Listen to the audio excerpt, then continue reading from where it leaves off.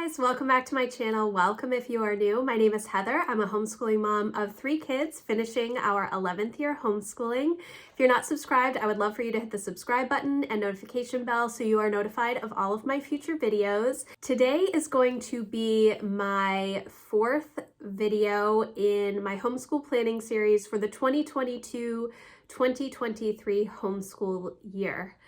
I have a playlist with the first 3 videos. If you are interested, that will be in the description box. I'm taking you straight through how I do all of my planning. I know that some people will do planning in a weekend. I'm not one of those people. I am a plan a lot kind of gal. So yes, but today is going to be focused on my end of year wrap-up questions, which I do at the end of every homeschool year. So I wasn't sure if I wanted to include this in my homeschool planning series or if I just wanted to do it as a separate video, but I do use this information as I'm thinking about our rhythm and things that I want to add or things that I want to improve on from the previous year or things that I want to do away with as well. I put together a printable of these homeschool wrap-up questions several years ago. I will have a link in the description box so that you can grab that. It's a free printable. If you want to use it in your own end of year evaluation, I think that it's really a great time to sit down and think about everything that you did throughout the year. Think about the highs and the lows, if there are things that you really struggled with or things that your kids really struggled with, and just to make notes about that so that you can make improvements for the new year. I have been working with a lot of new homeschoolers over the past couple of years, and it's kind of challenging when you first start out, especially if you were never planning to homeschool, or if you don't know what the homeschool culture is like, or how much homeschool differs from public school. And so having these wrap-up questions at the end of the year, I think just gives you a chance to really see where you were doing well and where you may have had some challenges. And so I'm going to go through these wrap-up questions with you and share my own answers and kind of how I use this going ahead to the new year. So I just have this as a printable and I print it out and write on it every year. And then what I do is I will stick this in my new Erin Condren teacher planner, which is the planner that I use for homeschool planning for the new year. I did just get a big box in the mail, which I will be sharing next week with you guys to share the new Erin Condren teacher planner and how I use it, walkthroughs, all of that. But what I do is I will just slide this into one of those plastic dividers in the back or into the folder just so that I have it.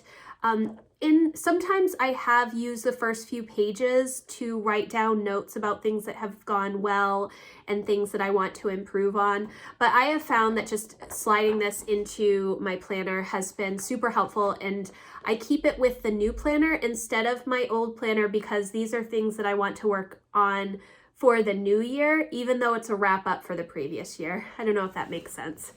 Anyway, so let's go through the questions together, shall we? The first question is, what went well for you this homeschool year?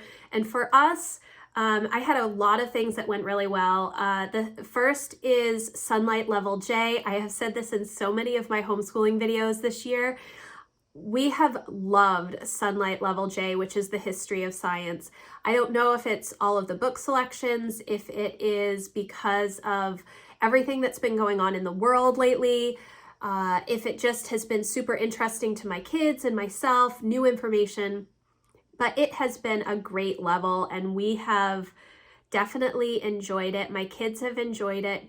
Jack and Emma both did the history portion, and then Emma did the rest of it as well. I don't require Jack to do the literature and stuff like that for an upper level, but I tend to keep them together for the history portion at least. Makes my life easier. The next thing that went well, weekly homeschool planning. I have been doing weekly homeschool planning for years. It is something that tends to be the best option for me because each of our weeks is different depending on what we have going on outside of the house.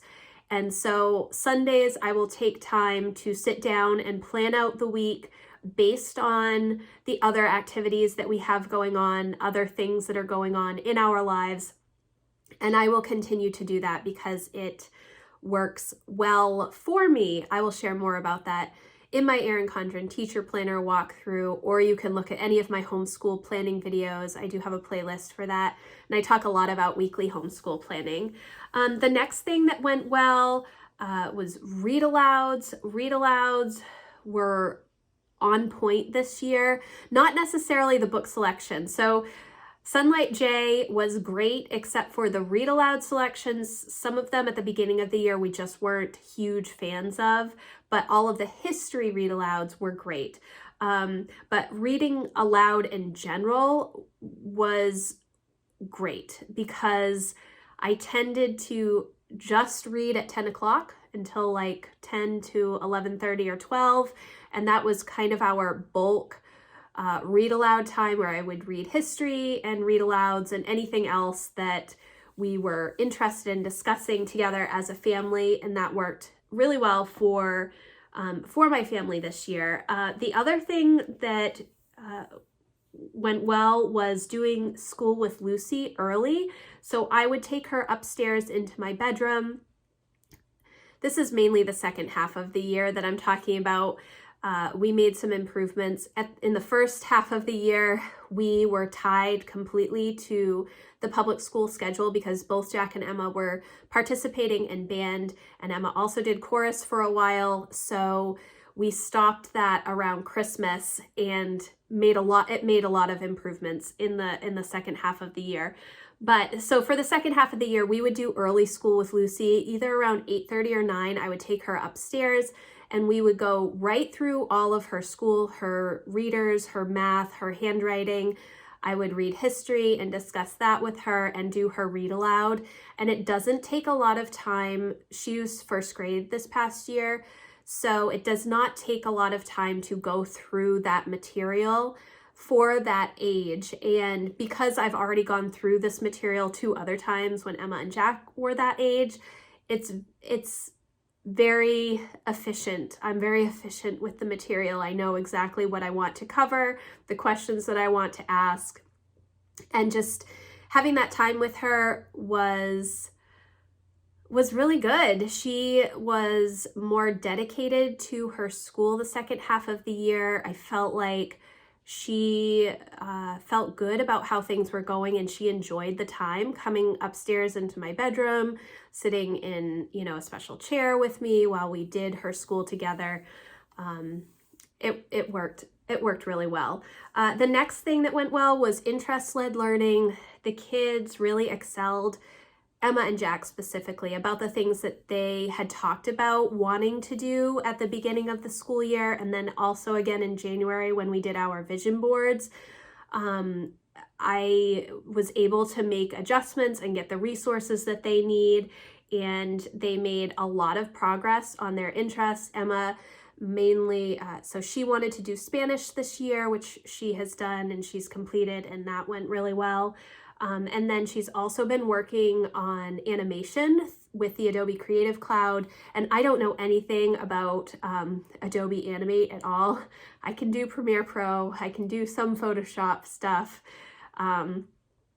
but the animation I just didn't understand. So she has made a ton of progress that way. So Jack went through all of the projects in his Python book and did great with that. And then he was also able to go through some tutorials that I had for Unreal Engine, and that has also been good. And he also has been working on a lot of video editing for his little YouTube channel. So he mainly does like Minecraft Let's Play videos and Roblox and little videos like that. He's really doing a great job with that, and I like to see him expanding his skills that way. And then the last thing, there were a lot of things that went well for us this year, but I tried to narrow it down to the most important things. The last thing is the monthly conferences, and this is something, I do have a video about this as well, so I will leave that in the description box, but monthly conferences is a time for me to sit down with each of the kids individually and just check in with them to see how they're doing, if there are things that they're struggling with.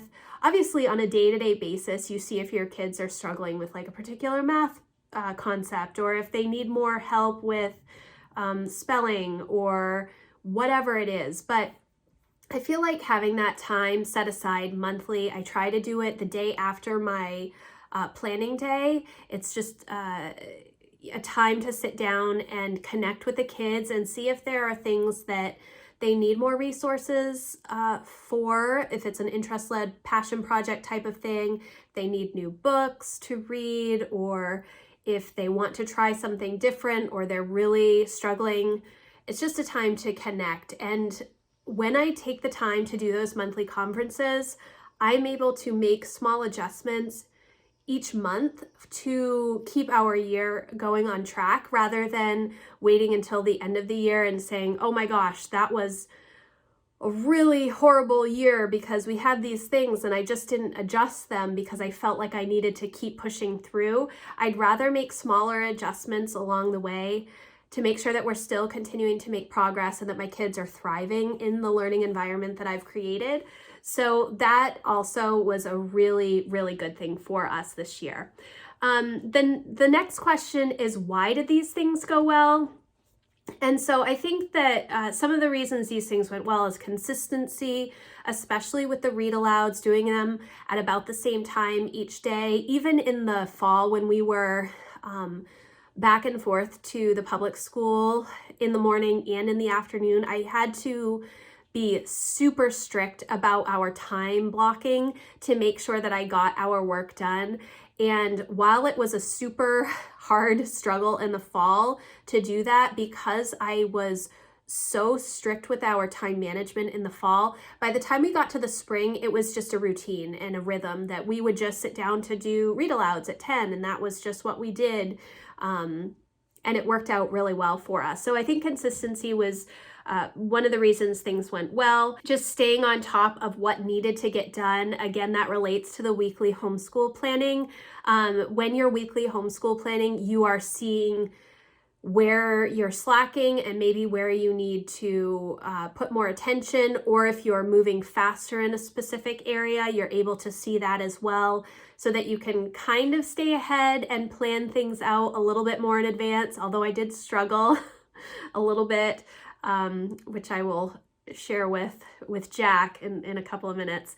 Another reason these things went well for us was because of my monthly YouTube updates. That gave me some accountability to make sure that I was staying on top of what I said I was doing. A lot of times external accountability is not really helpful for me because I am more of a rebel, and so outside pressure doesn't really work for me, but internal pressure, where I say, oh, I want to make sure that I'm sharing what we're doing with my Facebook community, the main homeschool network, and with my email community, my Townsend House email community. Doing those monthly YouTube updates did give me some internal accountability to make sure that I was staying on top of things. So I'm going to continue doing that. I really enjoyed it. And plus it was just fun to look back on what we were doing each month. I kind of like that. Then the next thing is that Emma and Jack had a lot of input into their days. As my kids get older, they do a lot more self-directed learning. They are able to do what is required of them. Because we've been homeschooling for so long, we're going into our 12th year. They know what is expected. I give them their list, or I will talk with Emma at the beginning of the week and she writes things down in her planner. So she knows what is on the docket for the week, what she needs to get done. And then I kind of let them do work at their own pace. And that works for them. They're more, sometimes obviously I need to push them, but like for Jack likes to just get up in the morning and get everything done as quickly as possible, all of his individual subjects, first thing in the morning. Emma is different, and she likes to go for a run in the morning and likes to have a more relaxed morning, read a book, listen to an audiobook, just sort of take some time for herself before she starts school. It does push her school day further into the day, which can sometimes be frustrating for me because I miss the days when we were done at lunchtime, but that is not the case anymore. As your kids get older, you don't finish at lunchtime, you finish later in the day. That's just, maybe some people do, not us, especially not when Emma isn't starting school until 11 o'clock. But they had a lot of input into their days and just managing their schedules, which I think is good. Obviously, it's not perfect, and it will, that's a skill. Time management is a skill that they need to build upon, but giving them more freedom to work on their own schedule is always a good thing for us. And then Emma has an outlet with running. This past year, maybe 18 months, she's really taken to having that time outside. It's like a run walk where she'll walk a little bit and then run and walk. She listens to her music. She is super social and loves to be around people, but she is definitely an introvert, and having that time where she can just be by herself and listen to her music and sing and be outside is needed for her. And so I'm glad that she has that outlet. It helps her attitude. It helps her efficiency with her schoolwork. So we make it a priority to get that done and to let her do that in the mornings. And that was a struggle that we had in the fall when we were so busy. She didn't have as much free time to be able to do that. It really impacted her attitude and just how she was doing day to day. So that was the last thing that helped things go well this homeschool year. Now, the next question is, what were the challenges that you faced? The number one challenge that we had was that our fall was too busy. We have been doing public school band since Emma was 8, so this was her 5th year in band, which means we have been having some sort of tie to the public school schedule for 5 years. And this was the first year that Jack was able to also participate, because last year they were remote for a lot of the time, and it was not easy to start a new instrument. And they did really like being in band, but because we were at school at 9 o'clock and then had to go back at 1 o'clock, we were at school from 9 to 10 and then had to go back at 1, and then they kept shifting the schedule. It was really hard to get anything else done. There was so much back and forth, and we did a lot of car schooling. We made it work, but by the time Thanksgiving came, my kids were burnt out. I was burnt out. Lucy felt like she was just floating in the wind. She was not able to get anything done that she wanted to do because she was always sitting in the car waiting for Emma and Jack to be done with their public school music lessons. So that was a hard choice for us. But our second semester, it would have been unbelievably difficult to even get the kids to school because we had so much sickness. I don't think they would have been able to attend school much of the time, just based on the requirements and the screenings that you have to do every day. It just wouldn't have worked.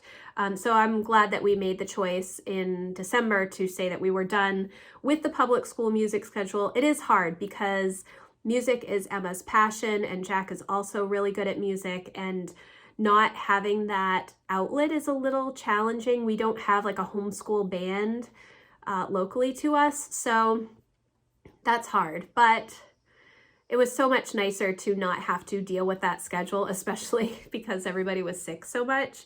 The next thing that was a challenge was Lucy's science. When I ordered Lucy's science in April of last year, I didn't realize, number one, that it was I knew it was a new curriculum, but I didn't realize that it originally wasn't going to be released until August 1st. And then it was back ordered because I missed the first order. I don't know. I didn't get her science until the end of October, and we started school in July. So we did not do the Sunlight Science B that I had planned for Lucy last year at all.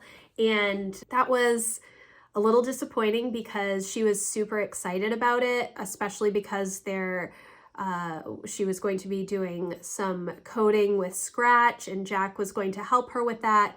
But we ended up doing a lot of nature study, and I have so many science resources that we have used in the past. So I kind of made up my own science for her this year, which was fine, but I was disappointed that we did not get her into the science level B. I think I'm going to use it for next year since I did just buy all of the materials, so I might as well use it for next year and wait to order Science C for the following year.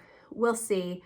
I haven't finalized my curriculum plans yet. The next challenge was online work for Emma. She felt like she was doing so much online work. We did end up adjusting it somewhat after a few months, especially with teaching textbooks. I started printing out her lesson every morning, so she would just do the lesson on paper and then enter her answers later in the day into the computer.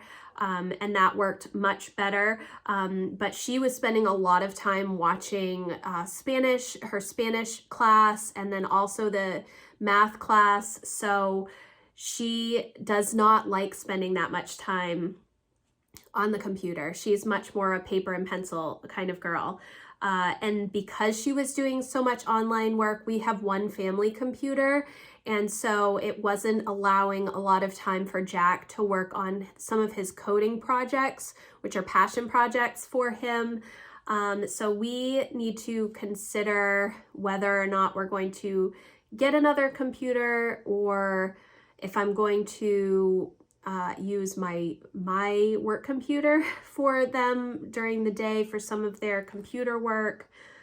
It was a little bit of a challenge that way. And then the last challenge that I had was I did not choose enough books for Jack for this year. I thought I chose a good number of books for him, but like I've said in other videos, he finished all of his assigned reading by December, and then he also finished his math, the entire 6A and 6B level from Singapore math in the fall as well. So second semester was a little bit of a challenge trying to find books. He has read most of the books that we own, and the ones that he has not read, he's not at all interested in. So next year is going to be a little bit more of a challenge in making sure that I have enough books for him to read.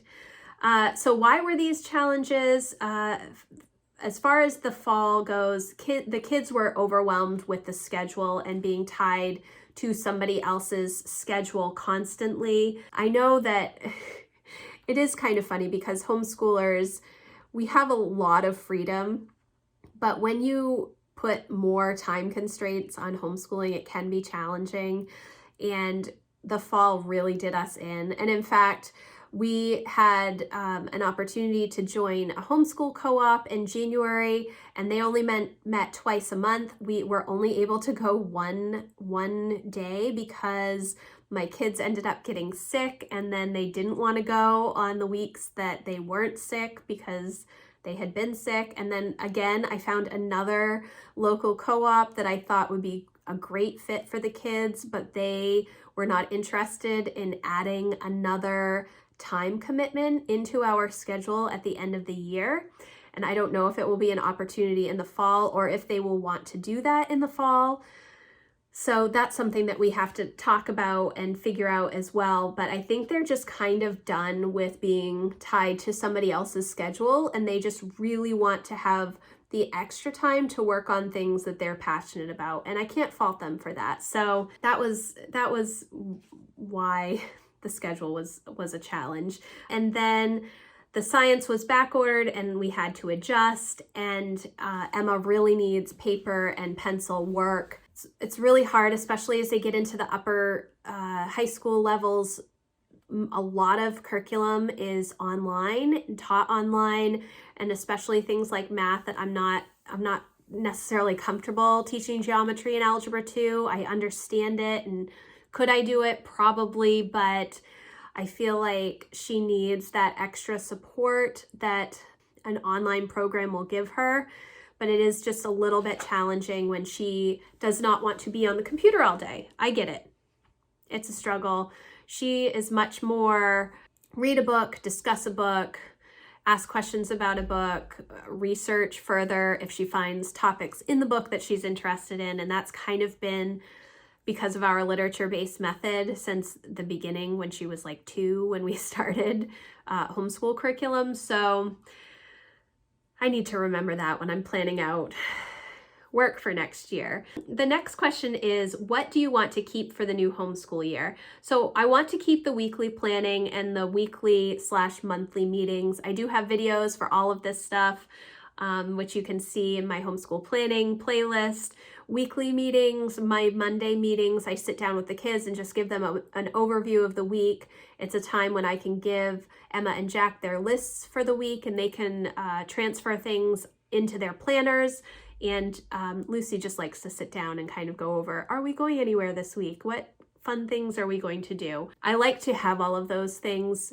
They help make my homeschool year more productive, and they help give me the information I need if I need to make adjustments periodically as we go throughout the year.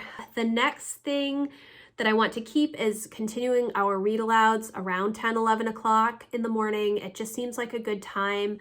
It's given me enough time to have my morning routine, get the kids breakfast, get them started on their subjects for the day, and it gives us a time to sort of break in the morning, as well as me being done with any of the work that I have to do if I'm walking on the treadmill or outside, or if I'm doing any cleanup in the kitchen or working on the computer. It just seems like a really good time. And then I also want to continue printing out Emma's math. That has worked out the best for us this past year, to give her her math. She can read through it, work through the problems, and then enter the answers into the computer. It just so much easier. The next question is, what do you want to get rid of for the new homeschool year? And the thing that we have all, the kids and I have all kind of talked about, is just getting away from being tied to someone else's schedule. Like I said, Emma has been participating in public school band since she was 8. So every year since she was in 4th grade, we have been doing something at the public school. Yes, 2021 was a little bit different. 2020, 2021 school year was a little bit different, but we still had lessons that we had to go to, even though we were at home. It was online. It wasn't like we were going anywhere, but being tied to someone else's schedule is a challenge. It's not just the time commitment of being at the thing, it's the preparation before we leave. It's making sure that I have stuff for kids that aren't going to be doing a specific activity, or it's also the travel time involved, and it takes away from us being able to, if we have some free time, to just go do something else. It's not bad being tied to someone else's schedule, because it makes you have to be efficient with your time and make sure that you're getting things done in the pockets of time that you do have, but at the same time, it doesn't allow for as much freedom and movement as you want. And that is part of the reason that we homeschool, is so that I can take time to do the things that we really want to do, spur of the moment. And yeah, so we really don't want to be tied to someone else's schedule. And I don't know if that means that the kids are going to want to try and find a co-op in the fall, or if they're going to want to finally just have a fall where we ease into the school year and we enjoy the Maine weather and we go on day trips and take our work with us if we want to go to the beach or go on like an educational field trip. Jack's going to be doing Maine history this year, so there is a lot of opportunity to go to Maine historical sites and museums and all of that kind of stuff, which we don't necessarily have time for if we're doing band, or if we're doing a co-op that meets weekly, or if we have a schedule that we have to follow outside of our normal homeschool day. So that is one thing that we definitely want to get rid of, and I'm not sure how it's going to work.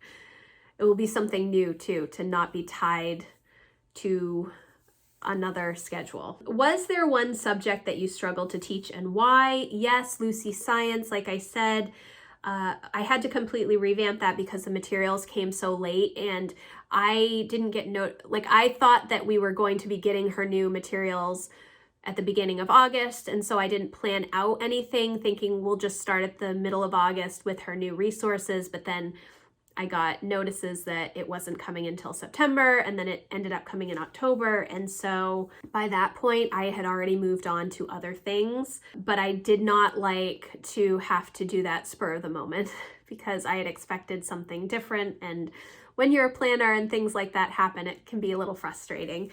And then also Jack and Emma, their science, it was hard because in the fall, again, we fell behind on the lab projects because they were a lot more involved. They did a lot of robot building in the fall, and because we were out of the house so much, we didn't have as much time to do that. We tried to fulfill some of the labs on the weekends, but we did not finish nearly all of the labs. We were doing Science H this past year, Jack and Emma were, which was robotics and technology. They really enjoyed it, and it was actually really interesting to see some of the SpaceX stuff because they talked about it in their books, and they were doing worksheets and answering questions about it. And then we were seeing, you know, Jeff Bezos and Elon Musk sending people up into space, and so it was interesting to see some of the stuff that they were talking about actually coming to fruition. Because some of the books for Science H were written maybe like 2014, 2015. So some of those tech books obviously are a little outdated. So I struggled a little bit with that because we just didn't have enough time to do all of the labs, and I kind of had to pick and choose which I thought were the best ones, which for the kids, they really like all of that building robot type stuff. So I think we are going to continue doing the labs. We'll just work into the summer. And if they just want a project to work on, we have the supplies so they can do that. Yeah, so we fell behind in the lab projects. Again, our fall, it was a struggle. Was there one subject that you excelled at teaching and why? And I think that we did really well in history and English and language arts. And it just solidified how literature-based learning really works for my kids, and that discussion-based model, and, you know, Charlotte Mason, oral narration, written narration, all of that works well for my kids. And it kind of reiterated that this year. We had a lot of great discussion and it was a lot of fun. So I was happy about that. And then towards the end of the year, I reread read some new Thomas Jefferson education books, specifically Thomas Jefferson Education for Teens and the Scholar Phase, which is high school, Thomas Jefferson high school phase of learning. And that gave me a lot of encouragement going into the high school years, writing transcripts, having pretty much a full freshman year under our belt for Emma. I was a little nervous. I was a lot nervous, just trying to figure out, am I doing the right thing? It's like you struggle when you first start homeschooling. Am I doing enough? Am I doing enough? And then high school comes along and you're like, am I doing enough? Is this enough? So some of those doubts creep in again. But I was very encouraged by some of the books that I read back in March. I will leave a link for the list of those books so that you can look at them if you're interested. Question number 9, what area did your child do the best in? And they all excelled in math and reading. Emma and Jack have always done well with math and reading. Lucy has, she's just in first grade, so it's a little bit different, but she does great with math, and reading really exploded for her in the second half of the year, and she has made so much progress. I'm so proud. And then to continue on with that literature-based learning, Charlotte Mason, Thomas Jefferson Education, the narration and discussion that we had surrounding the books that the kids were reading individually was really good. And to have the amount of detail that they give me, especially Emma and Jack, as we're going through the reading, it helps me see that we're on the right path for them to continue to come up with good information and share that with me. Yes, I was very, very pleased with that. What area, and this is the last question, what area was the biggest challenge for your child not you. So for Lucy, it was handwriting. She tires quickly, and that's just typical of this age. Obviously, we haven't done a lot of copy work because, well, copy work meaning here's a paragraph or here's a couple of sentences and then here's some blank lines that you write it in. She has mainly done the handwriting without tears books, so she will write, there's one line and then right under it is the blank line and she copies it that way. So we need to work more on a couple of sentences and then a couple of blank lines. But she is making a lot of progress. She just gets tired, and that is typical of this age. And but that was probably the hardest thing for her, I think. For Jack, he moves very quickly through his work. And so sometimes with his reading, he doesn't pay as much attention to the little details. He gets a broad overview of books and can tell you what it's about, but sometimes like the nitty-gritty details he doesn't know.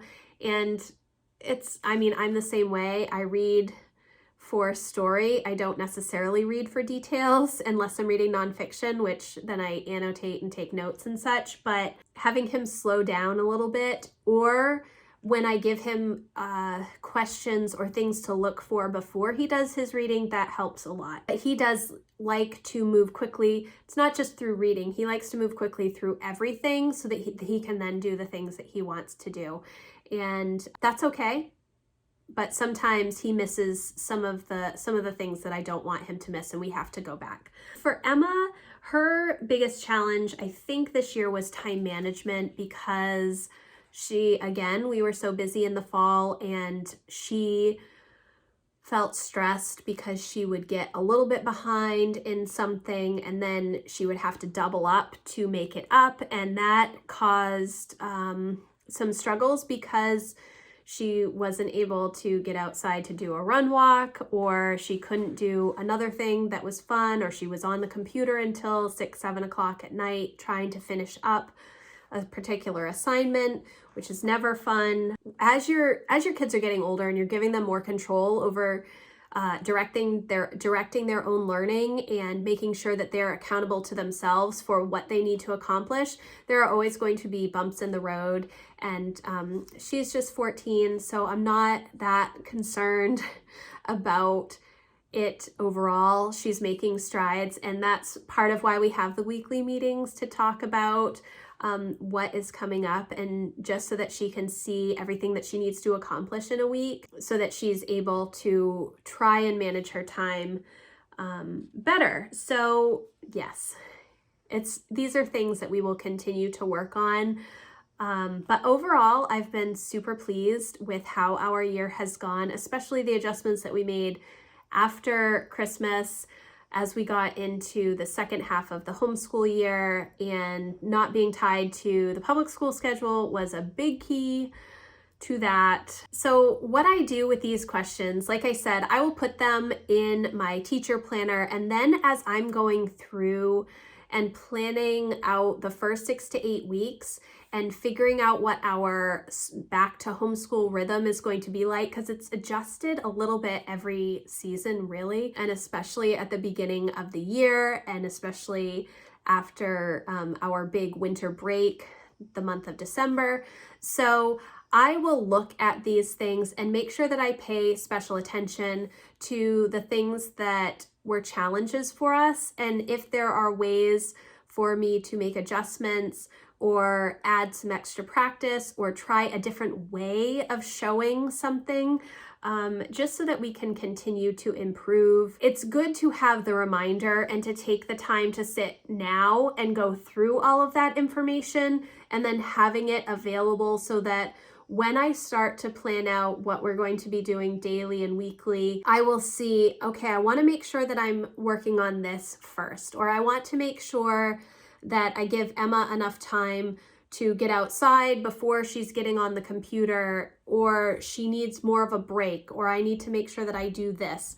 It just helps keep things fresh in my mind to have it written down as I'm starting to think about rhythms And once you figure out curriculum for the year, that is kind of the direction that you go. You want to figure out your rhythms, how your homeschool days are going to go, or how you hope they are going to go. So thank you guys so much for watching. Again, I will have a link in the description box for these wrap-up questions if you want to download it. And then you can print it out, or you can just write out the questions as I went through them and do that as well. If you have questions for me, leave them in the comments, or you can always use my contact. My contact form is in the description box, and you can just click on that and send me an email directly. If you like this video, please give it a thumbs up. It was a long one, now that I'm looking at my time that I've been chatting. But if you did like this video, please give it a thumbs up, and I will see you in the next one. Thanks, guys. Bye.